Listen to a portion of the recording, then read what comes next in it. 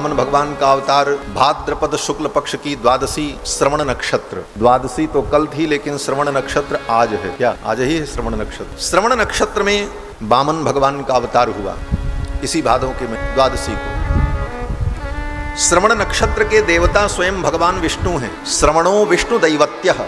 श्रवण नक्षत्र के देवता भगवान विष्णु हैं। और हमारे यहाँ तो पूर्वाचार्यों ने स्वीकार किया है कि जिस किसी भी नक्षत्र में भगवान का अवतार हो, लेकिन जब भगवान के अवतार का काल आता है तो उस काल में एक क्षण के लिए श्रवण नक्षत्र का प्रवेश हो जाता है। ये बड़ी सूक्ष्म बात है। पुनर्वसु नक्षत्र में राम जी का अवतार होता है, लेकिन पुनर्वसु में भी बीच में श्रवण का प्रवेश होता है। रोहिणी नक्षत्र में कृष्ण भगवान का अवतार होता है, लेकिन रोहिणी के मध्य में भगवान के प्राकट्य की जब बेला आती है तो श्रवण जरूर आता है। श्रवण नक्षत्र की बड़ी महिमा है। और आज श्रवण नक्षत्र है, वामन भगवान का नक्षत्र है। श्रवणो विष्णु दैवत्यः। तो वामन भगवान का जब अवतार हुआ तो वामन भगवान के एक चरण का श्री ब्रह्मा जी ने प्रक्षालन किया। कथाएं आपको मालूम है। राजा बलि के यज्ञ में 3 पग पृथ्वी मांगने के लिए भगवान पहुंचे। ब्रह्मा जी के वामन भगवान ने अपने चरण को जब बढ़ाया, 3 पदा विचक्रमे विष्णुर्गोपा अदाभ्य इदम विष्णुर विचक्रमे त्रेधा निदधे पदम। 3 पग में संपूर्ण ब्रह्मांड को भगवान ने नाप लिया। इस क्रम में भगवान का चरण जब ब्रह्मलोक पहुंचा तो ब्रह्मा जी ने तुरंत अपने कमंडल के जल से भगवान के चरण को धोकर अपने कमंडल में रख लिया। भगवान का एक चरण, वो भी चरण का केवल अंगुष्ठ मात्र, पूरा चरण भी धोने का अवसर ब्रह्मा जी को नहीं। और भगवान के एक चरण के अंगुष्ठ का स्पर्श प्राप्त करके ब्रह्मा के कमंडल का वो जल इतना पवित्र हो गया कि सारे त्रिलोकी को पवित्र करने वाला। गंगा त्रैलोक्य पावनी। और सरयू जी कौन है? भगवान शंकर कहते हैं कि या स्वयं पद्मनाभस्य नेत्र पद्माद् विनिसृता। सरयू जी तो भगवान के नेत्र से प्रकट हुई। कैसे प्रकट हुई? बोले ब्रह्मा जी जब तपस्या कर रहे थे तो ब्रह्मा जी की तपस्या से भगवान प्रसन्न हुए और ब्रह्मा जी के सम्मुख प्रकट हो गए। ब्रह्मा की तपस्या को देखकर भगवान के हृदय में करुणा समुच्छलित हुई। ब्रह्मा जी भगवान के पुत्र हैं, साक्षात पुत्र हैं ब्रह्मा जी भगवान के। ऐसे तो सारी सृष्टि भगवान का पुत्र है। वयम अमृतस्य पुत्राः, हम सब अमृत के पुत्र हैं उस परमात्मा के। लेकिन ब्रह्मा जी तो साक्षात पुत्र हैं।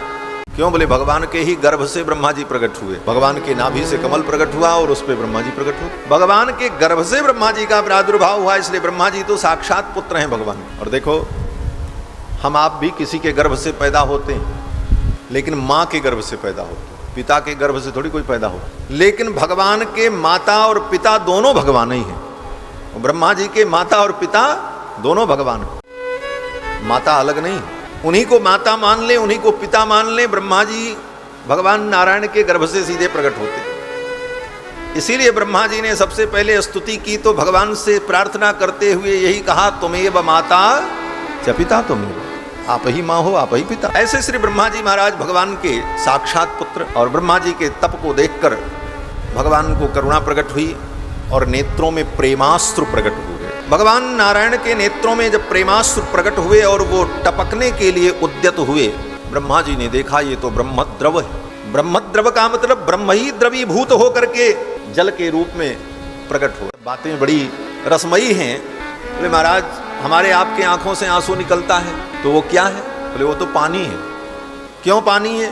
बोले हमारे शरीर का निर्माण 5 तत्वों से हुआ है। क्षितिजल पावक गगन समीरा पंच रचित यह अधम शरीर। ये 5 तत्वों से रचित शरीर है। इसमें पृथ्वी जल तेज वायु आकाश 5 तत्व हैं और 5 तत्वों की अपनी अपनी निश्चित मात्राएं हैं। तो इस शरीर से जो भी पानी निकले लिक्विड फॉर्म में, वो सब जल तत्व है।